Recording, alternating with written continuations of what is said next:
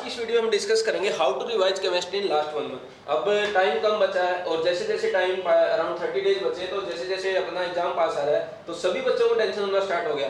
चाहे आपका syllabus complete हो गया या सिलेबस कंप्लीट नहीं हुआ, जिनका सिलेबस नहीं हुआ उनको लग रहा है कि सर मैं सिलेबस कब तक करूंगा, रिविजन कब करूंगा, और जिनका सिलेबस हो चुका है उन्हें लग रहा है सर रिवाइज कैसे करूँ, कॉन्फिडेंस नहीं आ रहा, मतलब कि सर सब भूल रहा हूँ, क्या करूँ। तो इस वीडियो में यही डिस्कस करेंगे कैसे नेक्स्ट 30 डेज में रिवीजन करना है, कितने क्वेश्चन प्रैक्टिस करना है और कहां से क्वेश्चन प्रैक्टिस करना है। तो स्टार्ट करते हैं, लेकिन स्टार्ट करने से पहले वेटेज एक बार देख लेते हैं कि नीट केमिस्ट्री का सेक्शन वाइज वेटेज क्या होगा, कि फिजिकल केमिस्ट्री से कितना क्वेश्चन आएगा, ऑर्गेनिक से कितने क्वेश्चन आ सकते हैं, इनऑर्गेनिक से कितने क्वेश्चन आ सकते हैं। लेकिन इससे पहले एक गुड न्यूज आपके लिए, सभी बच्चे बोल रहे थे कि sir qualitative and quantitative analysis of organic compounds का वीडियो अपलोड करो। आपको पता ही है प्योरिफिकेशन ऑफ ऑर्गेनिक कंपाउंड का वीडियो ऑलरेडी अपलोड हो चुका है। यदि आपने अभी तक नहीं देखा है तो आज उस वीडियो को देख लेना। और कल 11 अगस्त को 12 PM qualitative analysis of organic compound video upload होगा, और दूसरा वीडियो जो second quantitative analysis of organic compound वो 12 अगस्त को 12 PM अपलोड हो जाएगा। तो अब स्टार्ट करते हैं वेटेज। मैं पहले आपको बताऊंगा लास्ट 2019 एंड 2020 में क्या वेटेज रहा था, फिजिकल से कितने क्वेश्चन आए थे और बेस्ड ऑन दैट 2021 में कितने क्वेश्चन आ सकते हैं। तो पहले डिस्कस करते हैं फिजिकल केमिस्ट्री। फिजिकल केमिस्ट्री में अराउंड 16 to 18 क्वेश्चन पूछा गया था, ऑर्गेनिक केमिस्ट्री में 15 to 17 क्वेश्चन पूछा गया था और इनऑर्गेनिक में 14 to 16 क्वेश्चन पूछा गया था। ये था 2019 एंड 2021 में कितने क्वेश्चन पूछे गए थे। तो 2021 में कितना हो सकता है, क्यों? क्योंकि 2021 में न्यू पैटर्न आ चुका है, अराउंड 50 क्वेश्चन केमिस्ट्री के होंगे। तो 5 क्वेश्चन जो एक्स्ट्रा बढ़ा है वो कहाँ पे बढ़ेगा, तो उसका चांस है कि यहाँ पे ये क्वेश्चन 18 to 20 हो जाए, ऑर्गेनिक में ये क्वेश्चन 17 to 18 हो जाए और इनऑर्गेनिक में ये क्वेश्चन 16 to 18 हो जाए। मींस जो फिजिकल केमिस्ट्री में 18 क्वेश्चन आ सकते हैं, ऑर्गेनिक में 17 आ सकते हैं और यहाँ पे 16। अब आप बोलोगे सर सम तो आपका 51 हो गया, एक दो क्वेश्चन ऊपर नीचे हो सकता है। ये मतलब कहने का मतलब ये है कि ऑर्गेनिक और फिजिकल और ऑर्गेनिक का वेटेज आपका ज्यादा रहेगा। तो इससे हमें ये समझ आ गया हमें फोकस कहाँ पे करना है। दूसरा, आप बोलोगे सर यहाँ से क्वेश्चन कम आता है, क्वेश्चन कम आता है क्यों? क्योंकि सिलेबस ही कम है। तो हमें इनऑर्गेनिक को इग्नोर नहीं करना है, सिलेबस कम है, क्वेश्चन आ रहा है तो हमें इनऑर्गेनिक को भी पढ़ना है। तो अब डिस्कस करते हैं रिवीजन स्ट्रेटजी। रिवीजन स्ट्रेटजी में हमारे पास सभी है ना 3 टाइप के स्टूडेंट हैं। एक वो स्टूडेंट है जिनका 100% सिलेबस हो गया और 1 टाइम उनका रिवीजन भी हो गया, और 2 स्टूडेंट इस टाइप के जिनका 100% सिलेबस हो गया और नो रिवीजन।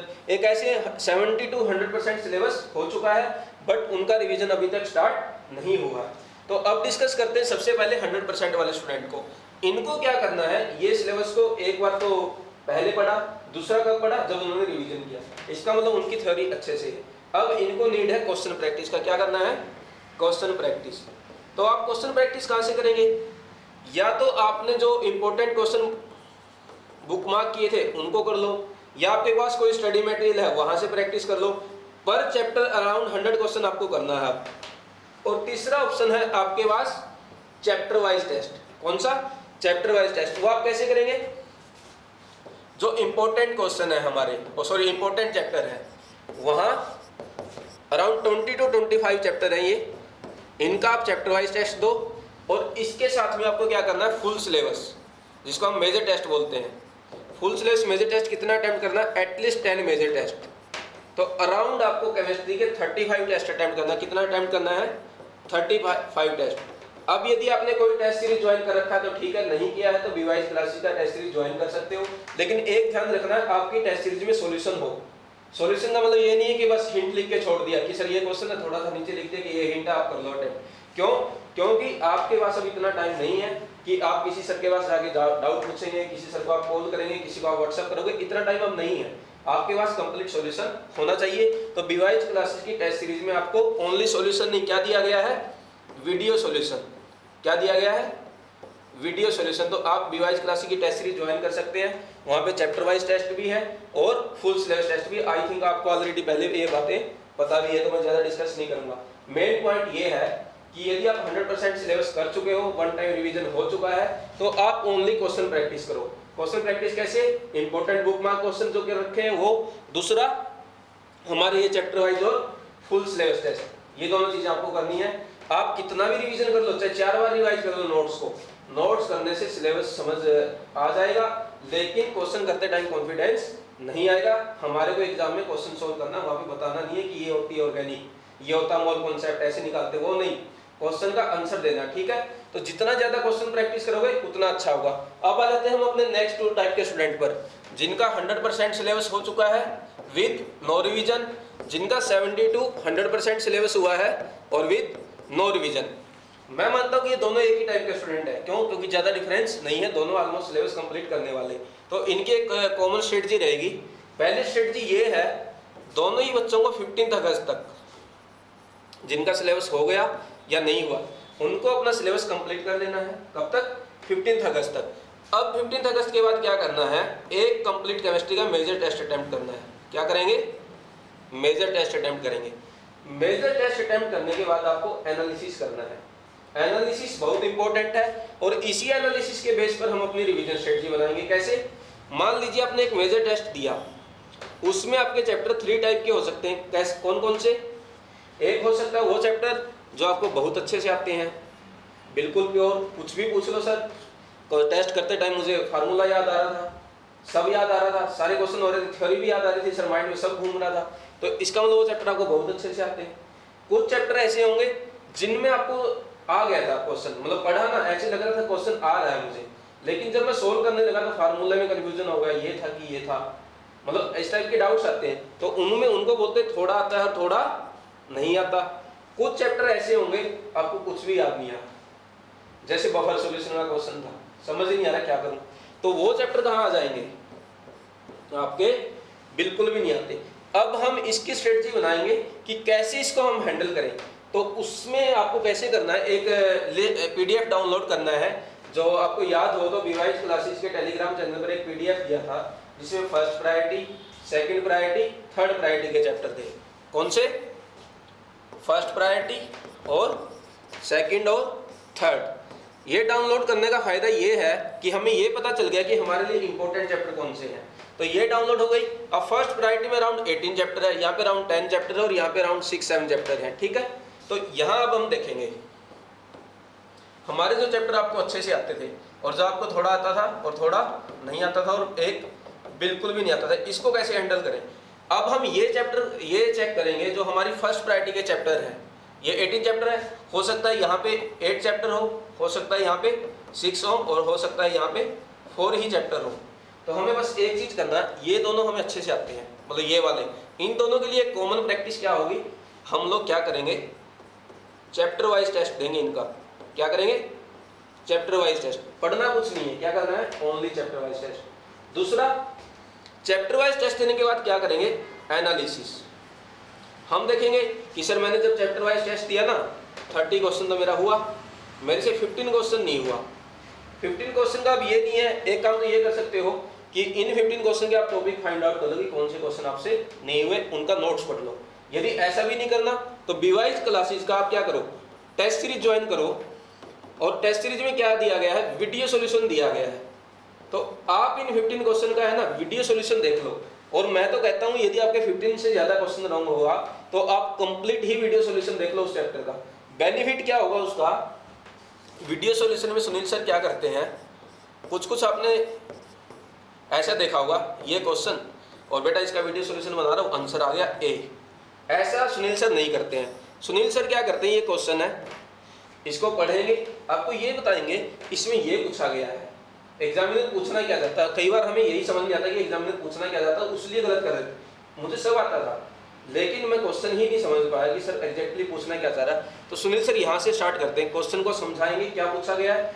दूसरा, ऐसा नहीं है कि ए बी सी और डी एक्सप्लेन कर दिया कि लो सी आंसर है बेटा इसका, ऐसा नहीं करेंगे सुनील सर। सुनील सर क्या करते हैं, सी आंसर निकालने के बाद आपको ये भी बताएंगे कि ए और बी गलत क्यों है और डी गलत क्यों है। एक तो ये हो गया। दूसरे ऑप्शन पे भी आपको ये बताते हैं गलत क्यों है, क्योंकि हमें कंफ्यूजन ये नहीं होता, एक तो ये होता है कि हमें क्वेश्चन आता ही नहीं है, हम आंसर नहीं निकालते। कई बार हमारे साथ ये होता है कि सर निकाल तो लिया लेकिन डाउट ये आ रहा है कि सी है कि बी है। तो जब ऐसी वीडियो सॉल्यूशन आप देखेंगे ना तो ये डाउट्स क्लियर हो जाएंगे अपने, और जैसे जैसे ये डाउट्स क्लियर होंगे वैसे वैसे क्लैरिटी आएगी चैप्टर की।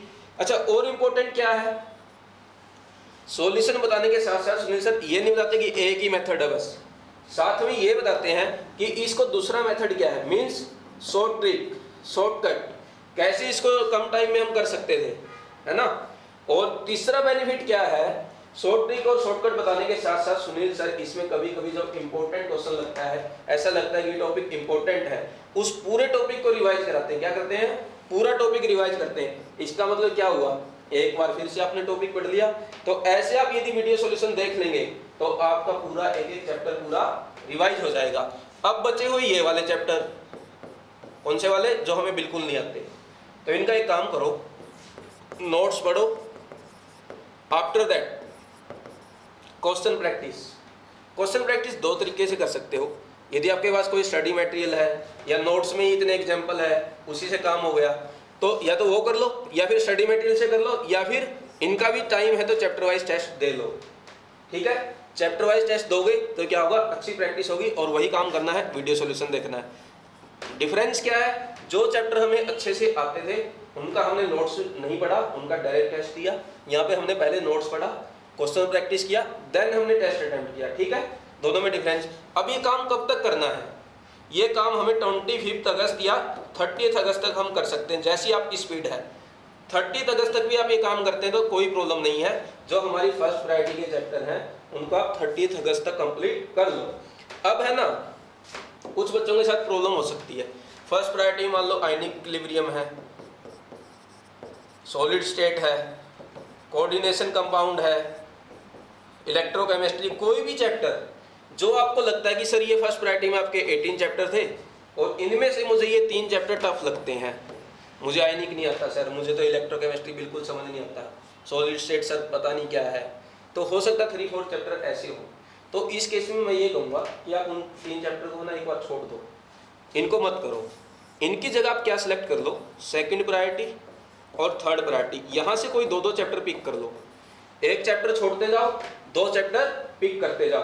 क्यों, क्योंकि ये लेंथी चैप्टर है और यहाँ पे छोटे चैप्टर जैसे surface chemistry, metallurgy, polymer, biomolecule, in chapter में टाइम नहीं लगता। तो जितना टाइम इसमें एक चैप्टर में देते हैं, इसमें कितने कर लेंगे, 2 चैप्टर कर लेंगे। क्वेश्चन आएंगे, यहाँ से एक क्वेश्चन आएगा और यहाँ क्या होगा, हो सकता है इससे 2 क्वेश्चन आए, इससे 1 आए, इससे 2 आए, तो हम वो कंपनसेट कहाँ से करते हैं, इसके एक चैप्टर से 1 क्वेश्चन आया, इसके 2 चैप्टर से हो गया वही 2 क्वेश्चन। तो यहाँ पे क्योंकि सेम टाइम में हमने कितना चैप्टर कर लिया, 2। दूसरा बेनिफिट क्या होगा, मान लीजिए आपको आयनिक इक्विलिब्रियम समझ नहीं आता और आपने इसको छोड़ दिया। छोड़ने से अब देखो सेक्शन ए है और सेक्शन बी है। अब एग्जाम में जाके देखा सेक्शन ए में तो आयनिक का क्वेश्चन ही नहीं है, क्वेश्चन कहाँ पे आ गया, बी में, और सेक्शन बी में आपको पता है चॉइस है। तो हम क्या करेंगे, आयनिक का क्वेश्चन नहीं करेंगे, तो और ज्यादा बेनिफिट हो गया। एक तो हमने आयनिक इक्विलिब्रियम पढ़ा नहीं और इसकी जगह कौन से चैप्टर कर लिए, 2 चैप्टर। अब वो 2 चैप्टर या तो सेक्शन ए में आए या सेक्शन बी में आ जाए, दोनों में ही क्वेश्चन अटेम्प्ट कर सकते हैं। तो बेनिफिट ये है, यदि आपको लगता है कोई लेंथी चैप्टर है, कोई टफ क्वेश्चन आपको नहीं आता है, तो उनको आप स्किप कर दो। स्किप करने का मतलब ये है कि एक बार स्किप कर दो, लेकिन यदि बाद में टाइम मिलता है तो थोड़ा थोड़ा थ्योरी पढ़ लो। ऐसा नहीं है कि बिल्कुल ही छोड़ दिया, पता चले वहां पे बिल्कुल ही लॉलीपॉप क्वेश्चन आ गया, बिल्कुल ही इजी क्वेश्चन आ गया, तो एटलीस्ट इतना पढ़ लेना कि एक वो क्वेश्चन भी हो जाए, है ना। अपनी सेफ्टी के लिए बोल रहा हूँ। अब हम 30 अगस्त तक आ चुके हैं, यहाँ तक हमारे चैप्टर हो चुके हैं। अच्छा, दूसरा काम क्या कर सकते हैं, आपको लगता है कि सर नहीं ये चैप्टर तो ना बड़े ही लेंथी है, मेरे से नहीं होगा, तो सुनील सर ने 15 इंपॉर्टेंट चैप्टर का वीडियो बनाया था और उसमें सुनील सर ने यह भी बताया था कि मोल कॉन्सेप्ट से कितने क्वेश्चन आएंगे, केमिकल बॉन्डिंग से कितने क्वेश्चन आएंगे, हो सकता है 1 to 2, 3 to 4, ये कुछ लिखा होगा वहाँ पे, जितना भी वेटेज है। तो आप ये सिलेक्ट कर सकते हो कि कौन से चैप्टर मैं पहले करूँ। ठीक है, केमिकल बॉन्डिंग पहले कर लो, आयनिक इक्विलिब्रियम कर लो, थर्मोडायनिक्स पहले कर लो, ऑर्गेनिक का कोई GOC2 है उसको पहले कर लो, जहाँ पे आपको वेटेज ज़्यादा लगता है। दूसरा बेनिफिट क्या है इस PDF का, वहाँ पे सुनील सर ने ये नहीं बताया कि मोल कॉन्सेप्ट से बस ये क्वेश्चन आ गया, साथ में ये बताया है कि कौन से ऐसे 4 to 5 टॉपिक है जहाँ से बार बार एग्जामिनर क्वेश्चन पूछता है। हो सकता है नॉर्मेलिटी का क्वेश्चन पूछता हो, मोलैरिटी का क्वेश्चन पूछता हो, कैलकुलेशन ऑफ मोल का क्वेश्चन पूछता हो, और कोई एक टॉपिक ऐसा भी हो सकता है जहाँ से क्वेश्चन ही ना पूछता हो। ठीक है, जैसे मान लीजिए GOC2 है, GOC2 में कोई टॉपिक ऐसा मान लीजिए कभी भी उसने पूछा ही नहीं, मान लो एलिमिनेशन रिएक्शन का मान लो क्वेश्चन आता ही नहीं है, तो क्यों पढ़ना है उसको। तो यहाँ पे सुनील सर ने बताया है, यहाँ mole concept 4 to 5 topic, atomic structure फिर अगले 4 to 5 टॉपिक, फिर पीरियोडिक टेबल उसमें कुछ 3 to 4 टॉपिक, फिर केमिकल बॉन्डिंग फिर वहाँ पे 4 to 5 टॉपिक। तो जो इंपॉर्टेंट टॉपिक है इन मतलब 15 मोस्ट इंपोर्टेंट चैप्टर के मोस्ट इंपोर्टेंट टॉपिक भी वहां पे लिखा हुआ है। यदि आपको लगता है कि 30 अगस्त तक मैं ये पूरे चैप्टर नहीं पढ़ सकता, तो आप इस पीडीएफ को डाउनलोड करके इनका टॉपिक देख सकते हो और उन्हीं टॉपिक पर फोकस कर सकते हो। अब बचे हुए टाइम में क्या करेंगे, 7 सितंबर तक हम जो सेकंड और थर्ड प्रायोरिटी है, सेकंड और थर्ड प्रायोरिटी इनको कर लेंगे। कैसे करेंगे, या तो नोट्स पढ़ लो या फिर इनका भी चैप्टर वाइज टेस्ट और कंप्लीट वीडियो सॉल्यूशन क्या करना है, कंप्लीट वीडियो सॉल्यूशन देखना है। क्वेश्चन हुआ तो ठीक, नहीं हुआ तो वीडियो सॉल्यूशन देखो। वीडियो सॉल्यूशन देखने से बेनिफिट बहुत होने वाला है। क्यों, क्योंकि वहां पे सुनील सर साथ के साथ आपको टॉपिक भी बताते हैं और क्वेश्चन प्रैक्टिस करना भी और अटेम्प्ट करना भी सीखोगे। ठीक है, अब आता है इन बच्चों को मेजर टेस्ट करना है या नहीं करना है। जैसे मैंने 100% फुल सिलेबस विद 1 रिवीजन वालों को बताया था, तो आपके लिए भी मेजर टेस्ट अटेम्प्ट है। मैं ये कहता हूं जैसे ही आपके मोस्ट इंपोर्टेंट या फर्स्ट प्रायोरिटी चैप्टर कंप्लीट हो जाते हैं, वो चाहे 27 अगस्त को हो या वो 30 अगस्त को हो, आपको सिंपल क्या स्टार्ट कर देना है, पढ़ना, अटेम्प्ट करना टेस्ट को। फर्स्ट टेस्ट अटेम्प्ट करेंगे आप, क्या करेंगे, देन एनालिसिस करेंगे, देन देखेंगे कौन सा क्वेश्चन गलत हुआ, कौन सा सही हुआ, देन वीडियो सॉल्यूशन। तो ऐसे करते जाएंगे। अब ये जो एनालिसिस किया, यहाँ पे अपनी मिस्टेक को नोट डाउन करेंगे। जो गलतियां हमसे हुआ उसको नोट डाउन कर लिया। हो सकता है आपसे 7 मिस्टेक हुआ, हो सकता है आपसे 10 मिस्टेक हुआ, तो 10 की 10 गलतियां अपनी एक कॉपी में लिख लेंगे। अब हम करेंगे सेकंड टेस्ट अटेम्प्ट। सेकंड में क्या करेंगे, गलती नोट करी थी जो फर्स्ट टेस्ट में, उनको पढ़ लेंगे। क्यों, क्योंकि यदि वही गलती दोबारा करी फिर हमारे मार्क्स नहीं बढ़ेंगे। तो वो 10 मिस्टेक एलिमिनेट करेंगे, फिर इसको अटेम्प्ट करेंगे। मान लीजिए इसमें हमारे से 7 मिस्टेक हुआ, उन मिस्टेक को नोट करेंगे, फिर थर्ड करेंगे, फिर ऐसे क्या करेंगे, अप टू 10 हो गया। अब हो सकता है आपकी 100 मिस्टेक ऐसी नोट डाउन हो जाए, तो ये 100 मिस्टेक हमारी कब तक रिवाइज करनी है, अप टू 11 सितंबर, हर दिन बार बार। तो जब हम अपनी गलतियों को एलिमिनेट करेंगे तभी हमारे मार्क्स इंप्रूव हो सकते हैं। आपने भी मॉक टेस्ट में देखा होगा कि पिछले मॉक टेस्ट में मेरे से ये गलती हुई थी और अगले मॉक टेस्ट में मैंने सेम गलती कर दी। तो सेम गलती जब तक करोगे मार्क्स इंप्रूव नहीं होंगे। तो हमने 10 मेजर टेस्ट दिया है, हो सकता है 100, 120 जितनी भी मिस्टेक नोट कर लो उनको आप रिवाइज कर लेना। उससे क्या होगा, मिस्टेक दोबारा नहीं होगी और मार्क्स इंप्रूव होंगे। अब हमारा टारगेट है केमिस्ट्री में 160 प्लस। तो 160 प्लस, चाहे आप आज आपका स्कोर 90 है या हमारा स्कोर 100 है, इसको 160 पे लेके जाना है। 160 पे ऐसा नहीं है कि डायरेक्ट इसको 160 ले जाएंगे, ऐसे नहीं ले जा सकते। क्या करेंगे, पहले हम देखेंगे हमारे फर्स्ट टेस्ट में कितना मार्क्स है। मान लीजिए 100 मार्क्स आया, हो सकता है सेक्शन ए में 80 आ रहा हो, सेक्शन बी में 20 आए। तो धीरे धीरे क्या करेंगे, 80 का हम 90 करेंगे, 20 का हम 25 करेंगे। देखने में ऐसे लग रहा है इतने मार्क्स कैसे बढ़ गए, कुछ नहीं बढ़ा है। यहाँ पे एक क्वेश्चन करना है और यहाँ पे 2 क्वेश्चन इंप्रूव करना है। बस सिंपल 3 क्वेश्चन हमें हर टेस्ट में इंप्रूव करना है। 3 क्वेश्चन यदि हमने 10 मेजर टेस्ट में कर लिया तो कितने क्वेश्चन हो गए, 30 क्वेश्चन हमारे ज्यादा सही हो जाएंगे। उतना तो करना भी नहीं है और ज्यादा स्कोर हो जाएगा। तो ऐसा नहीं करना कि 100 से डायरेक्ट 160। हम क्या करेंगे, 100 से 115, 115 से 130, 130 से 145 और 145 से 160 और 165 से 175। बस 2 to 3 क्वेश्चन हमें हर टेस्ट में इंप्रूव करना है।